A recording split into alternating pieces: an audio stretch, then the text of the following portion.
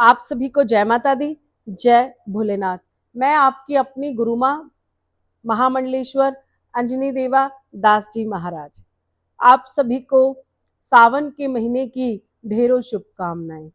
आप सब जानते हैं कि सावन का जो महीना रहता है उसमें भगवान भोलेनाथ की आराधना करते हैं और जो भी भक्तजन भोलेनाथ की पूजा करते हैं वह सावन के सोमवार का व्रत रखते हैं। लेकिन कुछ भक्तजन ऐसे हैं जो सावन के महीने में माता गौरी की आराधना करते हैं। मैं आज आपको अपनी जो भी मुझ पर ज्ञान प्राप्त है मैं उसी के आधार पर आपको माता मंगला गौरी जी का व्रत किस प्रकार से करते हैं और हमें ये क्यों करना चाहिए इस पर हम चर्चा करेंगे। सावन के महीने में जो मंगलवार आते हैं वह सभी मंगलवार माता मंगला गौरी को समर्पित होते हैं और जो भी स्त्रियां इस व्रत को रखना चाहती हैं वह सभी स्त्रियां इस व्रत को क्यों रखें। सबसे पहले पुत्र प्राप्ति हेतु माता मंगला गौरी के व्रत किए जाते हैं। जिनके पास संतान नहीं है वह सभी भक्त जो हैं माता मंगला गौरी का संतान प्राप्ति हेतु करते हैं। जिनके जीवन में जिनके पति बीमार रहते हैं या फिर उनकी लंबी आयु के लिए भी माता मंगला गौरी जी का व्रत किया जाता है। घर में सुख समृद्धि और खुशहाली की कामना भी हम सदैव भगवान के निमित्त रखते हैं, तो इस विचार से भी माता मंगला गौरी जी का व्रत विधि उपासना की जाती है। माता मंगला गौरी जी का व्रत रखने से पहले हमें माता गौरी के निमित्त संकल्प लेना चाहिए। जैसे कि कुछ लोग सावन के 4 या 5 मंगलवार जो भी आते हैं वह उसमें व्रत करते हैं। लेकिन एक विधि ये भी है कि आप अगर संकल्प लेकर शुक्ल पक्ष से इस व्रत को प्रारंभ कर दें या फिर कृष्ण पक्ष से प्रारंभ करते हुए भी आप निरंतर माता मंगला गौरी के व्रत तब तक करते रहें जब तक फिर श्रवण मास आए और फिर मंगला गौरी के व्रत हम पूर्ण करते हैं। ये जो सारा संकल्प है ये तब लेते हैं जब हम व्रत को प्रारंभ करते हैं।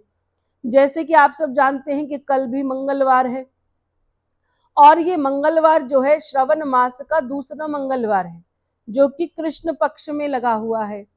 अब अगर आप इस व्रत को कल रखना चाहते हैं तो आप कल ही संकल्प कर लें और कल से ही रखना है तो आप कल ही संकल्प करने के बाद कल ही पहला व्रत प्रारंभ कर दें। नहीं तो आप कृष्ण पक्ष में संकल्प मंगलवार का करके और शुक्ल पक्ष से इस व्रत को प्रारंभ कर सकते हैं। ये आपकी सुविधा के अनुसार आप इसे तय करें। अब बात कर लेते हैं कि माता मंगला गौरी जी के व्रत हमें किस प्रकार से करने चाहिए। तो मैं आपको वहां से बता देती हूँ। जब हम सुबह उठेंगे, स्नान आदि करेंगे, शुद्ध वस्त्रों को धारण करेंगे, क्योंकि माता मंगला गौरी जी का व्रत वैसे तो स्त्री या पुरुष कोई भी रख सकता है, माँ सबका ही कल्याण करती हैं, लेकिन विशेषकर स्त्रियां अपने पति के मंगल कामना, अपने बच्चों की खुशियों के लिए और उनकी वृद्धि के लिए भी, यानी उनके जो भी जीवन है उसमें भी उनका कार्यकाल अच्छा रहे और वह जो है कहीं ना कहीं सफलता उन्हें प्राप्त हो, इस हेतु भी माताएं जो है इस व्रत को रखा करती हैं। तो जब आप सुबह उठेंगे, महिलाएं खास तौर पर वह स्नान करेंगी और स्नान करने के बाद एक अच्छे वस्त्रों को धारण करेंगी और वह वस्त्र जो है सुहाग के जो रंग होते हैं उसी के अनुसार वह पहने। देखिए, विशेषकर लाल रंग की बहुत महिमा है, गुलाबी से जुड़ा हुआ कोई भी आप रंग पहने, विशेषकर सफेद न पहने। दूसरा, आप नीला या काले कलर का वस्त्र बिल्कुल भी धारण न करें। उसके बाद जब वह आप मांग में सिंदूर लगाएं और माथे पर कुमकुम लगाएं, हाथों में चूड़ियां थोड़ी या ज्यादा या एक एक लाल कलर की चूड़ी अवश्य धारण करें। देखिए कहते हैं कि श्रवण मास में यानी सावन का जो महीना होता है वह स्त्रियां जो होती हैं अपने हाथ में मेहंदी को अवश्य लगाती हैं। ये शुभता की निशानी है। इसीलिए आप अगर इस व्रत को रखें तो आप भी ये मेहंदी जो है अपने हाथों में लगा सकती हैं। जब आप पूर्ण रूप से अपने आप को तैयार कर लें उसके बाद आप मंदिर में प्रवेश करें। यह मंदिर आपके अपने घर में होगा, मैं उसी की बात कर रही हूँ। तो माता गौरी की पूजा करने के लिए हमें सबसे पहले एक आसन जो है चौकी लगानी है, उसके ऊपर एक आसन सुंदर बिछाना है। वह आसन दो रंगों में से कोई भी हो सकता है, आप चाहे लाल रंग का रखिए और चाहे आप हरा रंग रखिए, ये दोनों ही आसन माई की पूजा के लिए बहुत शुभ माने जाते हैं। माता रानी की जब आप पूजा प्रारंभ करेंगे, आसन लगा लेंगे, तो उसके बाद सबसे पहले माता भगवती के जो भी आप स्वरूप को रख रहे हैं, वह जो स्वरूप है उसके लिए आप एक पात्र लीजिए और स्वरूप को उसमें रखिए।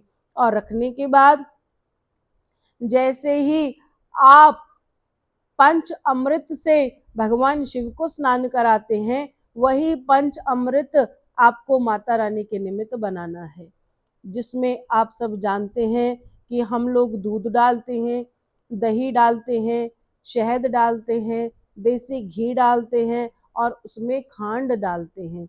इस प्रकार पंच अमृत को आप बनाइए और सबसे पहले माँ भगवती को गंगा जी के जल से उनको स्नान कराइए।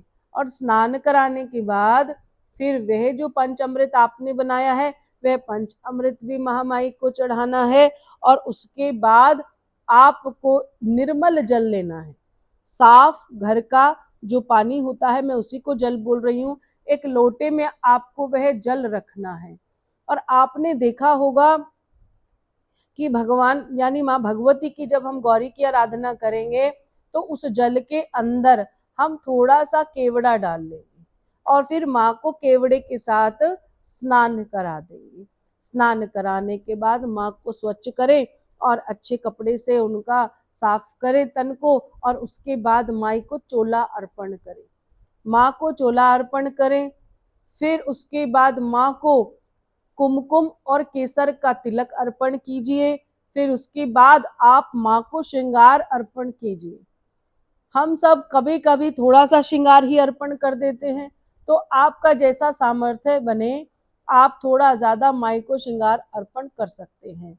और वहीं बैठकर आपने संकल्प फिर लेना है कि माँ मैं माता मंगला गौरी जी आपको प्रणाम करती हूँ, मेरे द्वारा किया गया जो ये पंच अमृत स्नान है, गंगा जी का स्नान है, आप इसे स्वीकार कीजिए। सुगंधित स्नान मैंने आपको कराया है, आप इसे स्वीकार कीजिए, इसे ग्रहण कीजिए। उसके बाद माँ को आप वस्त्र पहना के और माँ को उसके बाद जहाँ आसन आपने लगाया है उस आसन पे माई को विराजमान करा दीजिए।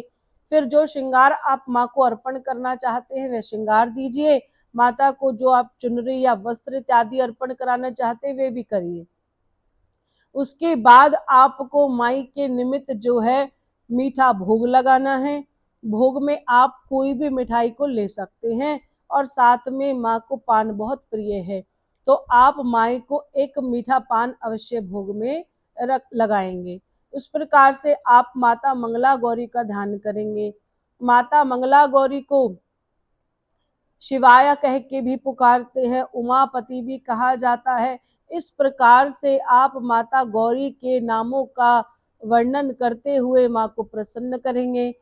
माँ को प्रेम पूर्वक माँ की देसी घी से आरती उतारेंगे, माँ की नजर उतारेंगे, माँ को दक्षिणा रूपी कुछ अवश्य प्रदान कीजिए। माँ को जो है आप जब उनकी पूजा आरती करते हैं तो आपने क्या करना है, आप उनके समक्ष जो है आपने एक दीपक ले लेना है, एक आपने मटका लेना है, जैसा मिट्टी का कलश होता है वैसा लेना। उसके अंदर आपको आटा होता है उसे भर लीजिए और भरने के बाद उसके ऊपर आप एक दीपक बनाइए, या फिर कहें कि एक प्लेट रखकर उसमें आप एक दीपक रख सकते हैं। वह चाहे तो आप मिट्टी का ले लीजिए और चाहे तो वह आप आटे का भी बना सकते हैं। उसके बाद आपको लंबी लंबी बातियां बनानी है। लंबी बाती की संख्या आपको 16 बातियां आपको रखनी है। वह 16 बातियां जो हैं घी से लगाकर और आप उससे उसे प्रज्वलित करेंगे और महामाई की उससे आरती उतारेंगे। माता माता मंगला गौरी जो है उनकी आरती, माता जो गौरी की आरती होती है वही आरती है जो आप और हम सब भजन के अंत में गाते हैं, ओम जय अम्बे गौरी। तो इस प्रकार से आप माई की आरती अवश्य उतारेंगे, माँ को धूप अवश्य दिखाएंगे, माँ की कपूर के साथ आरती अवश्य करेंगे। वैसे तो कई जगहों पर माई के मंगला गौरी की व्रत कथाएं भी मिलती हैं, आप वह व्रत कथा भी सुन सकते हैं। नहीं तो आप जो है इतना पूजन करने के बाद माता से को प्रणाम करें, उनके निमित्त माथा टेके और वो जो आपने आरती की है वो आटे का दिया है या वो कोई भी दिया है तो आप उसे साइड पे उतार के अगले दिन सुबह पूरा व्रत रख लेंगे और शाम हो जाएगी। शाम को भगवान को भोग लगाने के बाद आप किसी भी प्रकार का भोजन कर सकते हैं। बहुत शुद्ध माना जाता है कि आप भगवती को मीठा भोग लगाएं। माता मंगला गौरी के निमित्त अगर आप मालपुए और खीर का भोग लगाते हैं तो वह माई को बहुत ही प्रिय रहता है। माँ के निमित्त जब आप पाठ पूजा करते हैं तब याद रखिए माता को कुमकुम लगा रहे हैं, अक्षत साथ में लगाएंगे। माता रानी के निमित्त आप पुष्प चढ़ाएंगे, पुष्प में आप अलग अलग तरीके के पुष्प चढ़ा सकते हैं।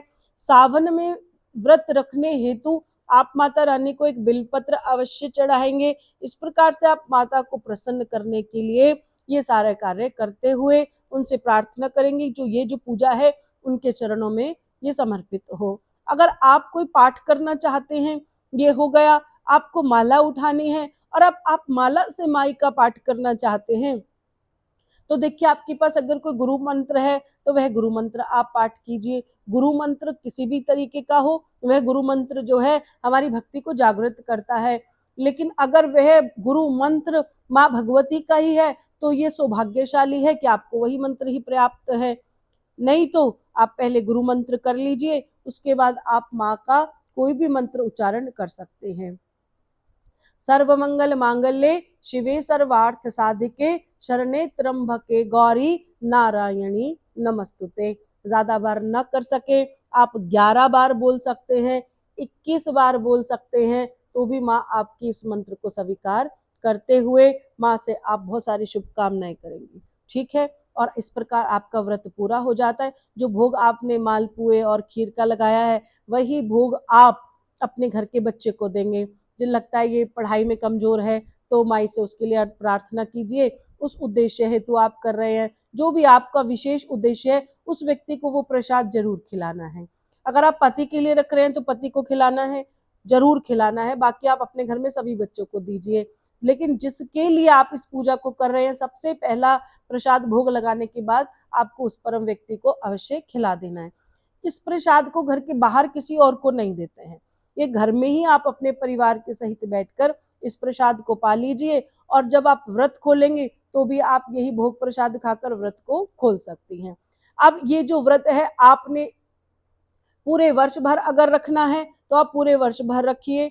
श्रवण मास में सावन के महीने में एक बार ही रखना है तो आपका संकल्प लेकर शुक्ल पक्ष का आप एक व्रत रख सकते हैं। तो आप माँ से प्रार्थना कीजिए और यही कहिए कि माँ मैं श्रवण मास के शुक्ल पक्ष की जो भी तिथि लगेगी उसमें मैं पहला जो आएगा शुक्ल पक्ष का पहला मंगलवार मैं उसमें इस व्रत को रखा करूंगी। आप जिस प्रकार से भी माँ के समक्ष अपनी बात रखेंगे उसी आधार पर इसे पूरा कीजिए।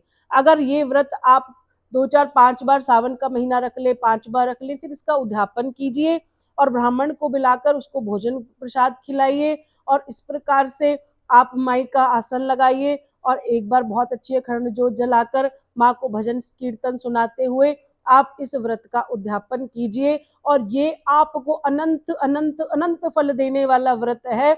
इस व्रत को रखने वाली प्रत्येक जो महिला है उसके जीवन में सुख सौभाग्य की कभी कमी नहीं आती। उसके जो पति परमेश्वर है उसे दीर्घ आयु प्राप्त होती है, संतान का सुख और संतान के सौभाग्य का सुख उसे प्राप्त होता है।